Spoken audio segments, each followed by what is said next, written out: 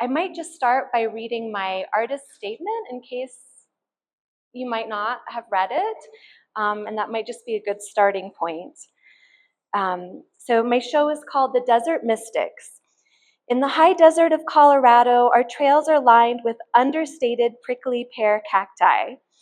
In the winter, their leaf pads lie so limp that they appear dead, but they are simply resting. In the spring, they begin to lift and green, and then for a few weeks in summer, arrestingly beautiful blossoms explode, seemingly out of nowhere. My fiancé was my summer, and tragically, like my Baba, the first person who taught me love, Andrew suffered from addiction. In the end, I left to save myself, and walking away from the man I loved so deeply was the hardest thing I've ever done. Shortly after our breakup, a blooming cactus caught my eye at the Home Depot, sparking a whole new series of paintings. During this liminal period, I found solace in Capoeira, a Brazilian martial art. Singing, dancing, and sparring, I found new friends that helped lift the weight of my sadness. Unfortunately, a sports injury ensued requiring hip surgery, and as a self-employed massage therapist, the unpaid rehabilitation was a bit of a crisis. The morning following my surgery brought devastating news that Andrew had died in a car accident. His life was cut short in an instant. I inquired about our beloved dog, only to learn that he too was gone. Physically and emotionally broken, all I could do was pray and rest. Painting through those dark hours was a long, lonely crawl through the desert.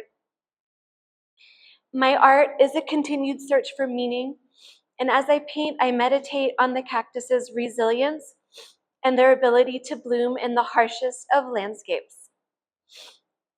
I'm sorry.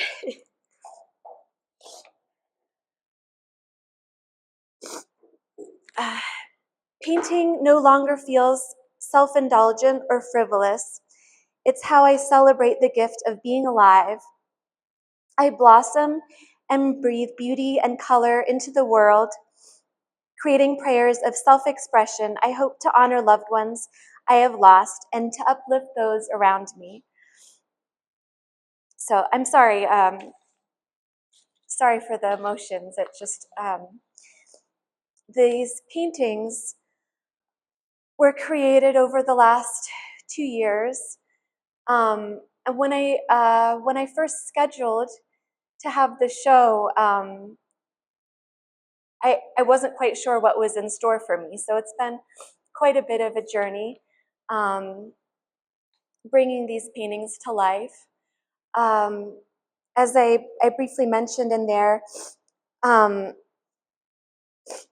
I saw this small cactus sitting in the Home Depot, and that was the basis of the whole series. I wasn't thinking when I grabbed the cactus of what it symbolized.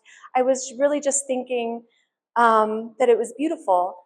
And, you know, I had actually tried so many times in the past to photograph cactuses that we have here in the wild. They're just so breathtaking and so stunning. And I was never able to get the light quite right. So when I saw that cactus, I rushed home and I did a photo shoot, and I was just amazed at how beautiful all of the photos turned out. And it's usually not that way. I'm not much of a photographer.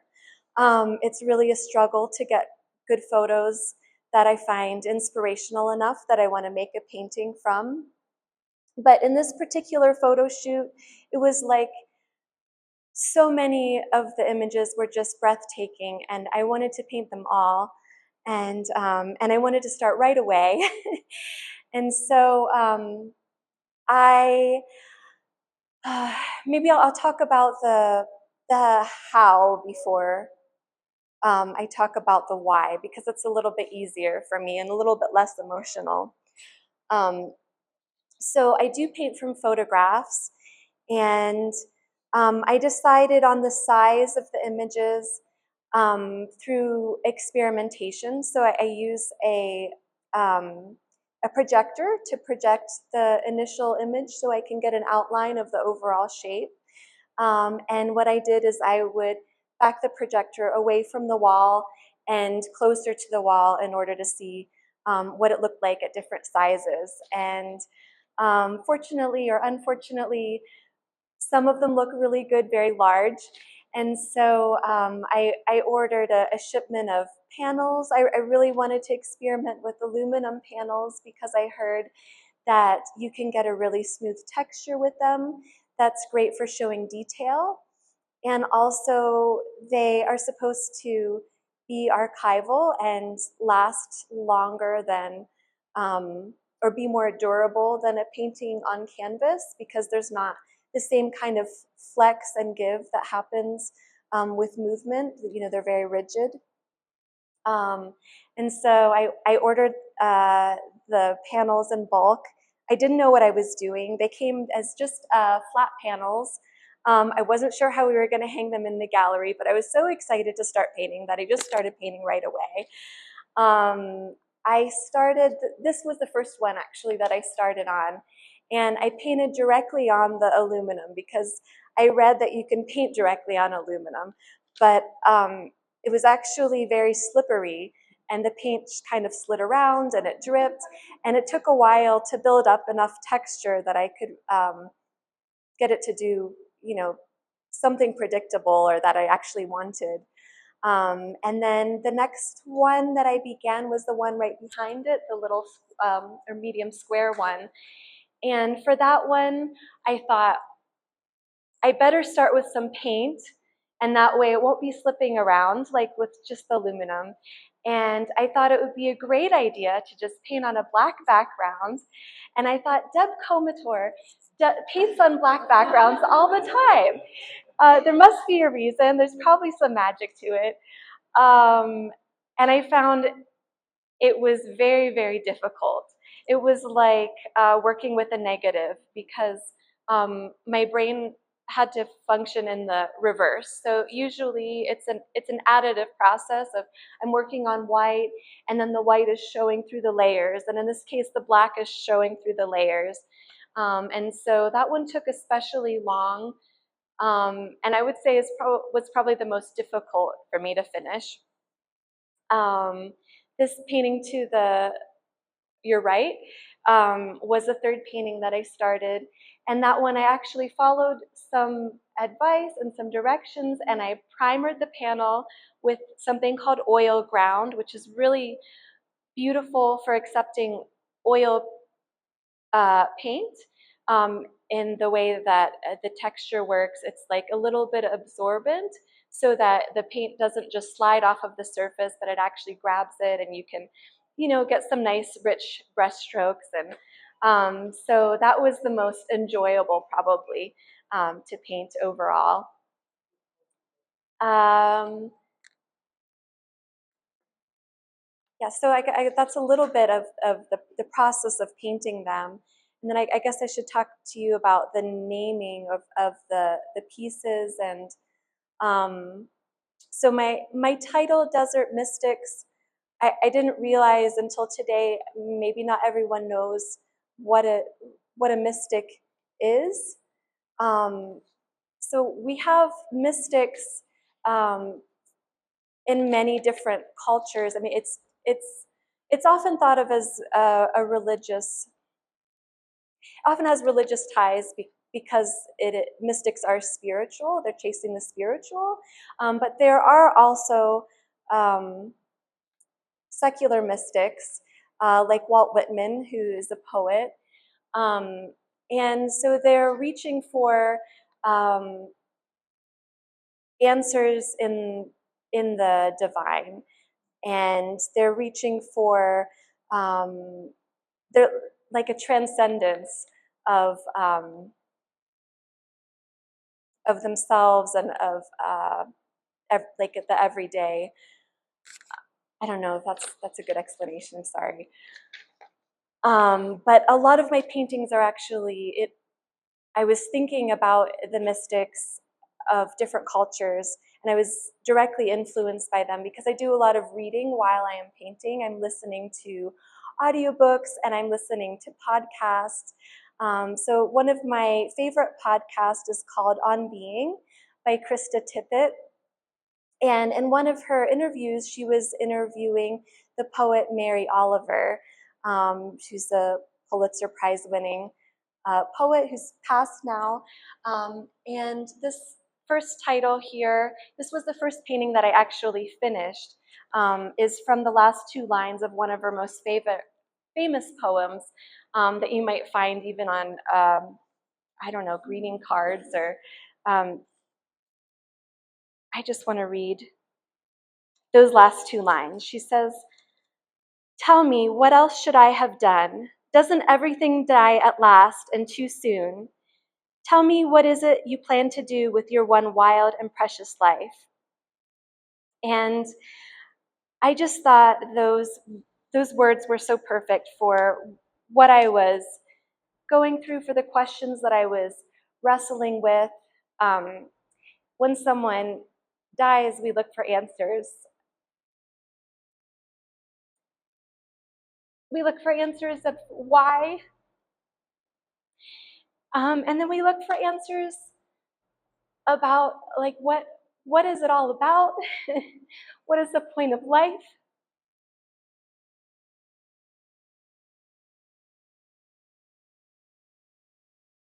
What am I supposed to do here?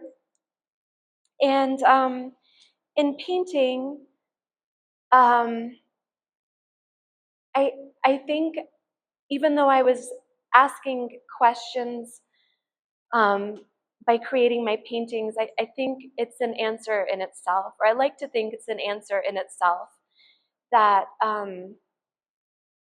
by painting, I'm using the gifts that God gave me and I'm sharing them. I'm sharing them with people that I love, and I'm sharing them with people that I don't know. Um, and I hope that, viewers can connect with my paintings in different ways. So all of my titles are titled kind of like that, by things that I was reading. This painting to my left, Deb recommended making a sister painting for this one because she didn't want that one to be lonely. So I made a twin for it. And this one is called The Night That the Stars Fell. And I never, I don't know, have you heard of shooting stars referred to as falling stars? I guess I don't use that term often, but in one of the books that I was reading, she described them as fallen stars. And it made me think of two things. I guess one is, a life that's ended, and the other is, the traditional shooting star. And I am definitely someone who you can find looking at the night sky, asking bigger questions, looking looking for signs from God one way or another. And I see shooting stars, and have definitely taken that as a sign of something greater than myself, and there being a purpose that is not visible to me. So, and this one behind me is titled A Dream Within a Dream, and that's actually a ripoff from an Edgar Allan Poe title that's titled A Dream Within a Dream. And he's asking the same sorts of questions about the meaning of life, and is it, what does this experience mean, and what are we to do with it? This painting to your right, the same. I'm talking about dreams. She says, this is one of my favorite poets. She's a modern day living poet, and her name is Yrsa Daley Ward. and she says, "We dream large and surreal. The heart is at work when the sun is down, and the night is a blue-black box that we inhabit." And this one, I just felt like it was really fitting for this particular image, because I saw it in my mind's eye, like and it felt dreamlike in my mind, and so I was trying to recreate that as well. And paintings are always like that for me, where I'm not, even though they look rather photorealistic, my goal is not to make them look like photos, but my goal is to paint the feeling behind it. And so, yeah, I'm painting, I guess, the dream, or chasing that mirage or that vision that I have in my head. Because of that, you might see me frustrated or dissatisfied with the way that a work turns out, even if you think it looks good, because it doesn't look like what was in my mind. And these two on the right, the one has a really long title. That one comes from Catherine May.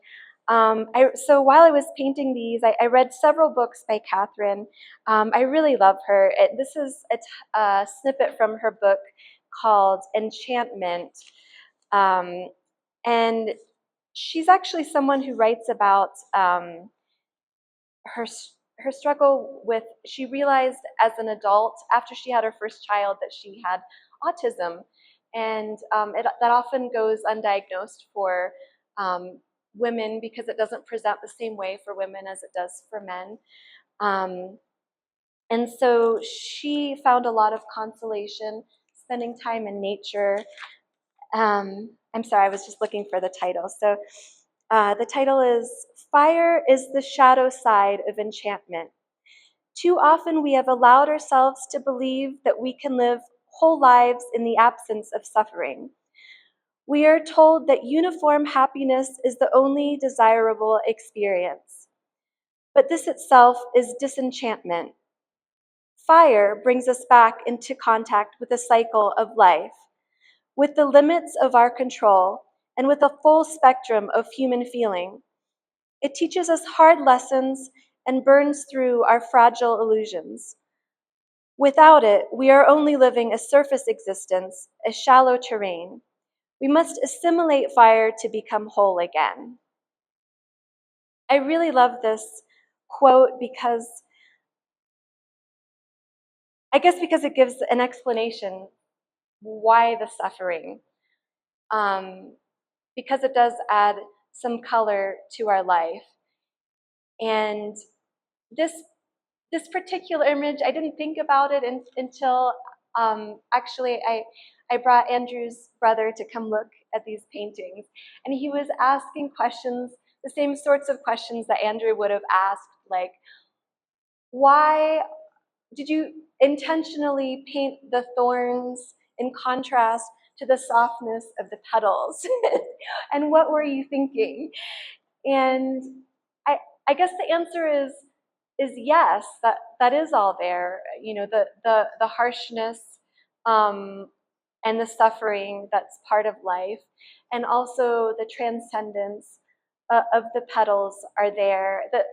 This particular image, when I first saw it as a photo, it reminded me of a dancer, and I was thinking about the whirling dervishes from the Sufi tradition in Islam. They spin and they twirl, and it's kind of a meditative act that's meant to be transcendent and transformative, and it's a way to experience closeness to God. And so I was thinking about that when I was painting, these beautiful unfolding blossoms. And yeah, the one behind it is the quote is another snippet from Yersa Daily Ward, and that one is, to love yourself through the darkness is to plant gardens in the night. And this entire process of painting was an act of loving myself through the darkness. It was not always easy to go to my studio, whether it was in my grandma's basement or my beautiful new studio over in the Lookup Gallery. It's difficult sometimes because painting, you have to spend a lot of time alone, and so it's a very reflective act. So if you're going through some shit, you have to just sit with it. And there's really no escape. The only escape is for me listening to audiobooks and listening to podcasts, which I did do, but for whatever reason, I'm drawn to listening to things that, instead of completely distracting me, they ask me to think more deeply about what it is that I'm going through, what am I going to do with it, and to ask those deeper questions. Do you have any questions for me? Yeah, when I'm painting, I use my tablet, like a little iPad sort of, and then I just zoom into different areas. And so I'm looking at a small section at a time. And so when I'm painting, it looks very abstract if I'm working on something large. And then when you step back, it kind of all comes together. And at various times throughout the painting, I'll step back to see the whole painting, and I'll make the picture smaller to see, how am I doing? Am I anywhere close? Do I need to make any big changes in color or in value, that sort of thing? Yeah, I do first and then ask questions later. So before this, I had been painting fruit for a long time, and that was the same way. I actually started that in college. The assignment was, you have to come up with a body of work. You need to pick a theme and stick with it. And I was like, I don't know what I'm going to do. But I had a dream about this just beautiful, bright, it looked like an orange. It was, some kind of a citrus. And so then I set about like trying to create what I saw in my mind. And I went on a kick of painting those things for years. And then it took me a long time, I think, to figure out what is it really about, like what might have inspired that, and what is the hidden meaning. I'm going to say small.